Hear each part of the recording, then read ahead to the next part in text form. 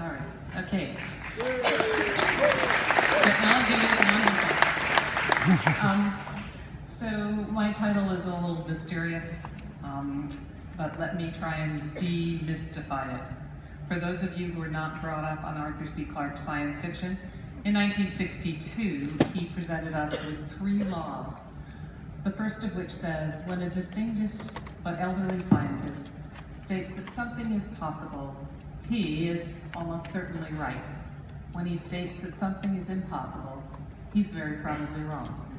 Number 2, the only way of discovering the limits of the possible is to venture a little way past them into the impossible. And number 3, any sufficiently advanced technology is indistinguishable from magic. Well, this third law has been kind of the driving motivation behind SETI searches since the first paper by Cacconi and Morrison in 1959 and the first search in 1960. Today, when we know that we live in a world populated by many exoplanets and we're beginning to understand the extremophiles and the limits, the extraordinary, almost non-limits to life as we know it, it makes so much more sense to be again asking this question about whether there's anyone else out there that we can detect. So in my career, there have been 2 fundamental game changers. That is extremophiles, life living in conditions when I was a student I was assured could never support any kind of life, and exoplanets and perhaps exomoons not too far in the future. Lots and lots of habitable, potentially habitable real estate out there. We can now say with extreme certainty that there are more planets than stars in the Milky Way galaxy, on average about 2.5 planets per star. And many of the stars are much smaller and dimmer than our own sun. And we actually don't know whether such stars can host planets that could be habitable. To be warm enough, the planets have to be very close to the star in this Goldilocks habitable zone. And we don't know if they can hold on to their atmospheres. But it's absolutely fabulous. We just recently found out that the closest star to the sun, Proxima Centauri, which is one of these 11 dwarfs, actually has an Earth-sized planet in its Goldilocks zone. So we have a laboratory in our own backyard. Couldn't be any closer. We can begin to figure this out.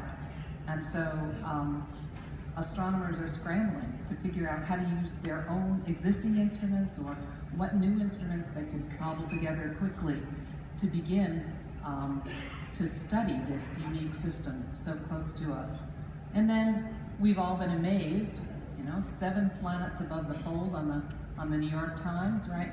These 7 Earth-sized worlds, again, orbiting a very small dim sun. They are so tightly packed together that the orbits of all of these planets fit well within the orbit of Mercury within our own solar system. It's kind of a little bit more like the moons of Jupiter than terrestrial planets around our sun, but there is an enormous amount to be learned from them. And 3 of them are in the habitable zone. And for SETI astronomers, SETI researchers, it gives us a great laboratory because with those 3 habitable planets, they sometimes form a conjunction where one planet, another planet, and our telescope line up. So we have these continuing opportunities to try and eavesdrop on some sort of party line if there are 2 civilizations conversing. And even though we've actually never seen most of the planets that we've detected, the exoplanets, that does not stop astronomers from imagining what they might look like.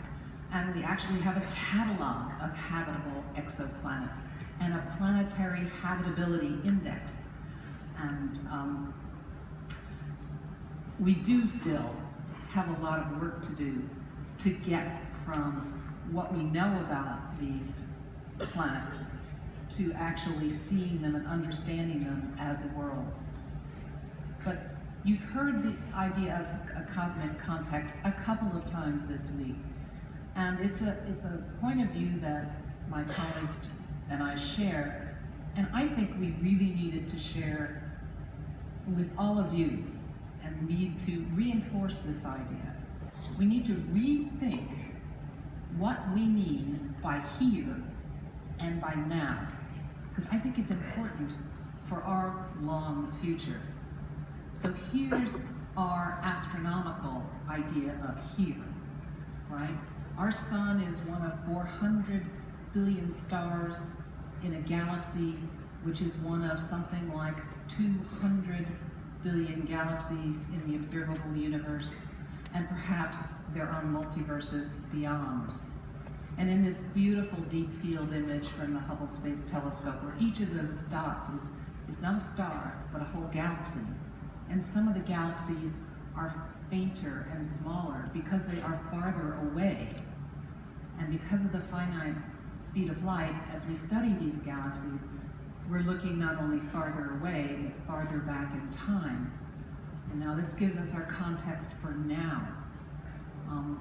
Now, we are in the current epoch of the universe's 13.8 billion year continuing evolution from big bangs to big brains and beyond. So this context, this cosmic context for here and now, is a scientific creation myth, if you wish, but it is the most accurate one that's ever been put forward. Oops, how did I do that? Excuse me. And we can expect that it will change over time as new information is acquired. But it is self-consistent, and it is a very good way of looking at who we are and where we are. So now it gets back to Clarke's third law. It's important to remember that although we use the acronym SETI, the Search for Extraterrestrial Intelligence, we really have no idea how to detect intelligence directly. We wouldn't be able to find water worlds that are populated by really intelligent poetry-writing dolphins or whale analogs. So what we do is we use technology as our proxy for intelligence, but we always have to remember that that's in fact what we're doing. And so what happens is that SETI employs the tools of the 21st century physicists and astronomers to try and detect evidence of someone else's technology. Now, we don't actually have to understand what that technology might be for. And in fact, it might be something that we can't imagine. It might be like magic. But indeed, a determined search through the optical, infrared, radio spectrum, looking at the universe in different ways, might in fact detect evidence of this technology at a distance. So whether or not SETI succeeds depends, of course, on whether there's anyone else out there, but also on the longevity of the technology that we're trying to detect. If in the future it turns out the technology is stabilizing and leads to very long-lived civilizations, then we have a chance. Because for SETI to succeed, two technological civilizations have to be close enough to one another, not only in space, but they have to line up in time. They have to be co-temporal during the long 10 billion year history of our galaxy. And we find ourselves as a very young technology in an old galaxy, and we don't know whether it's possible to become an old technology. That is one of our big questions. So we can look for this technology by looking for physical artifacts. We can look for information carried in gravitational waves or neutrinos, although frankly, for now, until those fields mature, we're going to leave that to our astronomical colleagues. And then we're left with the idea of looking for signals in electromagnetic radiation. But even if that's how we narrow our search, it's still an enormous search. We have to search through this cosmic haystack looking for a needle. And the haystack is 9-dimensional, right? 3 spatial dimensions, 1 temporal dimension. If it's electromagnetic radiation, there's 2 senses of polarization. We don't know what frequency. We don't know how information might be encoded and what modulation scheme might be there and how to build a matched filter. And lastly, we don't know how far away the transmitter is or how powerful it might be, and therefore we don't know what sensitivity we need to achieve. So we could get the first 8 all right, be doing exactly the right thing, and still fail to find what we're looking for because we haven't achieved sufficient sensitivity. And I actually haven't even included quantized photon orbital angular momentum. That's the darling of some scientists over at Onslow University. That will no doubt become part of our toolkit in the future. So we're looking for signals that look absolutely engineered. They don't look like the kind of thing that Mother Nature can produce. This is a 2-dimensional diagram, frequency on the horizontal axis, time on the vertical axis. Most of it is noise or astrophysical broadband emission. But there are clearly features in there, artifacts that aren't natural. This is the kind of thing we're looking for. And by the way, this is the way the planet Mars sometimes looks to our radio telescopes when the Mars Express or Mars Reconnaissance Orbiter satellites are on our side of the planet and they're contacting the Deep Space Network. So, looking for obviously engineered signals, we look in 2 different ways. In the radio part of the spectrum, we look for extreme frequency compression. 1 channel on the radio dial out of tens of billions of possible channels.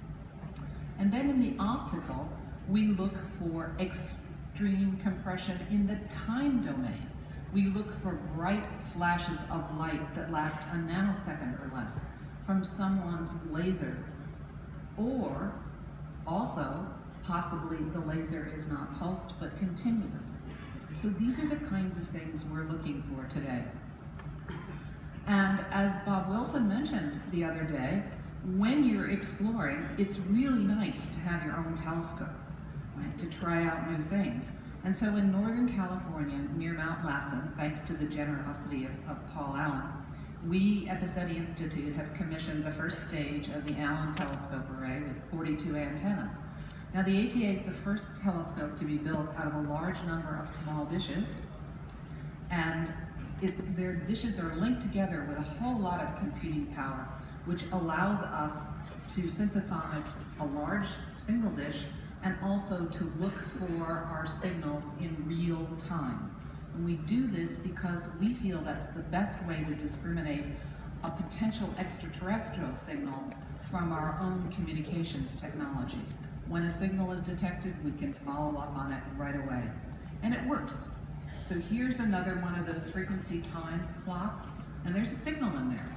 And it may be a little hard to see, because that signal is coming from the Voyager 1 spacecraft. It's a 6-watt transmitter on board that spacecraft, and it's 106 times as far away from us as the sun is. It's the farthest human-made object. But that signal is very visible to our algorithms that are looking for those artifacts. And today, although it's now 126 astronomical units away and a little fainter, we use this as our fiducial on the sky to make sure that our equipment is working. We'd like to move into an era of looking for more complex, broader band signals with modulation in the time domain that would distinguish them from astrophysical signals. And that means we've got to get involved in machine learning business. So this last 2 weeks ago, we kicked off a summer-long code challenge with IBM and machine learning with a hackathon. And so if machine learning code challenges are something that you're interested in, you should go to that ML for SETI website and sign up and join a team or form your own, because it's going to be going on for the rest of the summer. Now, a couple of years ago, 2 years ago, Yuri Milner and the Breakthrough Prize Foundation announced a $100 million pledge over 10 years for new SETI research, and the Berkeley SETI Research Center has been using these funds to rent time on large existing telescopes and build new signal processing equipment to bring to those telescopes and cover a great deal of frequencies at one time. The moment they have equipment installed on the Green Bank telescope at the National Radio Astronomy Observatory in West Virginia, at the Parkes antenna in New South Wales and Australia, they've rented 30 nights during the year on this automated planet finder telescope in Lick Observatory in California to do optical SETI. And they've signed a memorandum of agreement with a new large telescope coming on the air in China called FAST, with the Meerkat array in South Africa, and with the Lovell telescope at Jodrell Bank and the E. Merlin system in the UK. And in the future, they will be developing instrumentation for these telescopes. And they are in the process of developing the signal processing pipelines that will do the data compression, that will allow enough data to come out of these observatories into the cloud so that citizen science can get involved with the search. And there's more SETI on the telescope today. The original citizen science project, SETI at Home, is still running at Arecibo on the 7-beam feed. The LOFAR array in the Netherlands is looking for transient events at low frequencies that might be SETI signals. There's an Italian group called SETI Italia, which is using a 64-meter telescope at Medicina, and they're developing new signal processing algorithms based not on a Fourier transform, but a KLT transform. Down in Southern California, near the Deep Space Network, an old DSN telescope has been moved into an educational facility, and Steve Levin is helping students there run a sky survey at radio frequencies. And in Japan, groups of optical and radio astronomers routinely do campaigns where they co-observe the same targets looking for anomalies. Now, optical SETI is something that is as old in concept as radio SETI, but it didn't actually begin to take place on telescopes till about 2000, where the technology to count photons with nanosecond, billionth of a second time cadences became available and affordable. And they are looking for extremely bright, short pulses and are being carried out, these observations, mostly at university sites. Here's the Harvard Telescope Sky Survey, built by students. The Berkeley group uses the Keck high-res spectrometer and reuses and relooks at data that are collected for radio velocity studies for exoplanets. And they also use this automated planet finder telescope. There's a small private telescope in Panama, and actually we're also data mining the data from the infrared WISE satellite, looking for these extreme Kardashev 2 and 3 type civilizations. The newest technology is pushing optical SETI into the near infrared. That is less obscured and scattered by the dust between the stars. So these are signals that we are looking for that are obviously engineered, and we're hoping that our astronomical colleagues will help us find signals that are engineered to be almost natural, like a pulsar that changes its pulse from one period to another and back again. Transit observations might detect transits by artificial structures that are not spherical or round.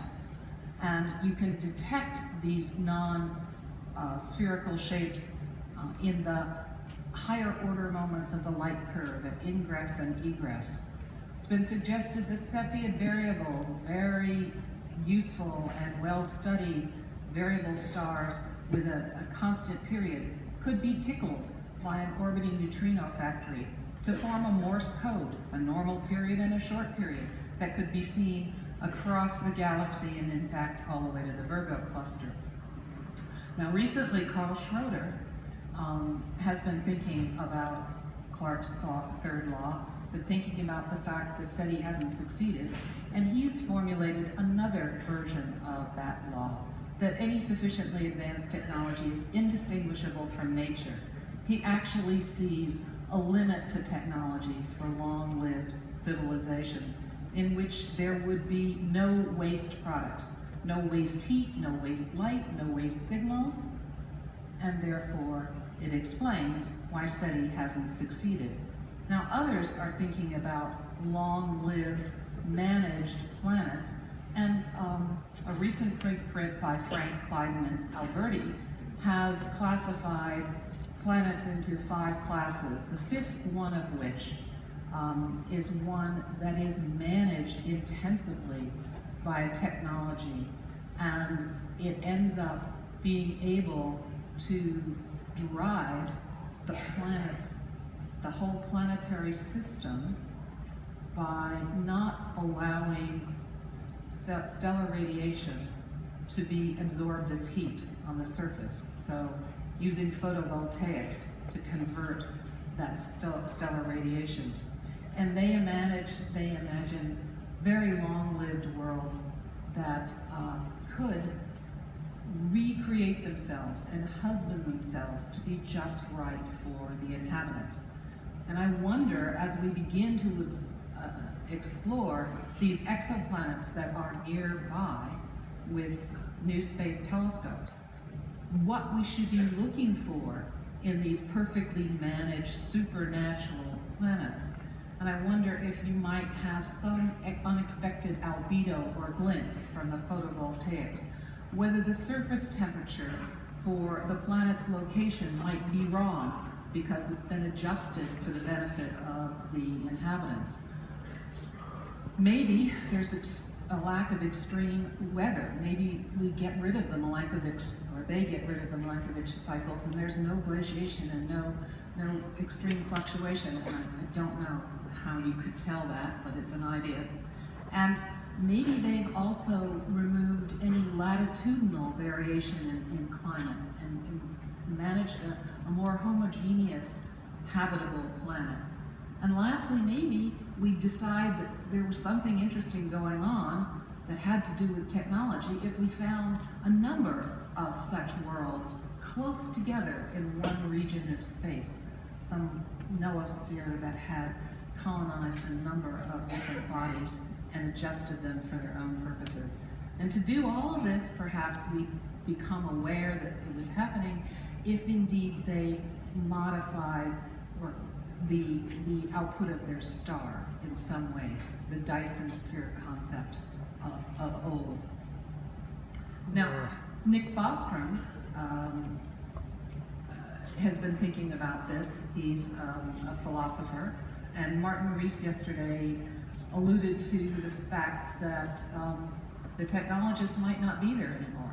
There might be a post-biological world. And Jean Telling talked to us about the need to develop ethics and control systems for any intelligent machines we construct.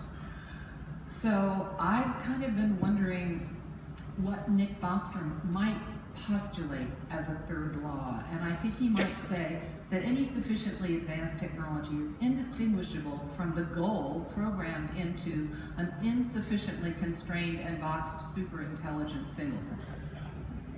Right?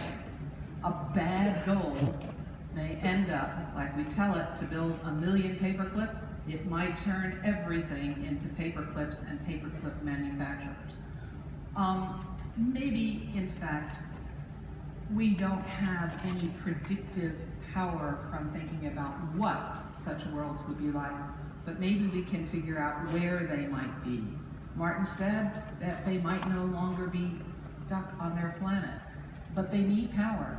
And so we might see matryoshka brains, layered computational systems where the heat of the inner layer feeds the processing in the next outer layer, et cetera, et cetera. And therefore, we might expect some very low thermal infrared excess. Or these brains might be signaling one another in order to gain more information, and we might intercept that. They need power. Maybe they would migrate to the vicinity of a black hole, right, to the light photon circle just outside the event horizon of a black hole. Or maybe a recent supernova explosion, pulsar. And so that got me wondering about, gee, we've got a few pulsar planets that we don't have good theories to explain either their survival on the explosion or their reconfiguration. And we probably ought to also take the boldly going in miniature seriously. And so we should perhaps be looking for things like the breakthrough starshot, or dragonfly, or Bob Forward's star wisp, even within our own solar system. So there are many unknowns, and there are thus compelling reasons to search all the sky all the time, because some of these may be fleeting. So we've got plans for optical telescopes that can, in fact, start to look at all the sky all the time. One that's based on cameras and gratings and fast TDI, and you put 4 cameras at one site that see 120 degrees, you put 6 sites around the world and 6 more backup sites, and suddenly you're looking at all the sky for very fast monochromatic laser signals. And then using Fresnel lenses, we can in fact incorporate both new optical and infrared sensor technologies, building geodesic domes and Fresnel lenses to focus the light on these sensors, and in fact end up with a system that can cover a large part of the sky, and as the sky drifts, you can in fact not get it all the time, but you can get it a lot of the time. And I think technical progress in photonics is going to push this all forward really rapidly. So what if SETI doesn't succeed? What if we don't find a signal? I still think it has a really important job to do. It's this cosmic perspective again, right? If we think about a search, if we get the world involved in a search, because if there's any program that should be global, it's this one, then for a moment you have to step back and see yourself in a mirror. See yourself as all being Earthlings. See yourself as all the same. SETI can help minimize the discrepancies and divisions between humans that we find so hard to survive. Can help us take on an attitude that we all need to work together on these problems that don't respect national boundaries. And so my last word comes from Caleb Sharp. On a finite world, a cosmic perspective is not a luxury. It's a necessity. Thank you.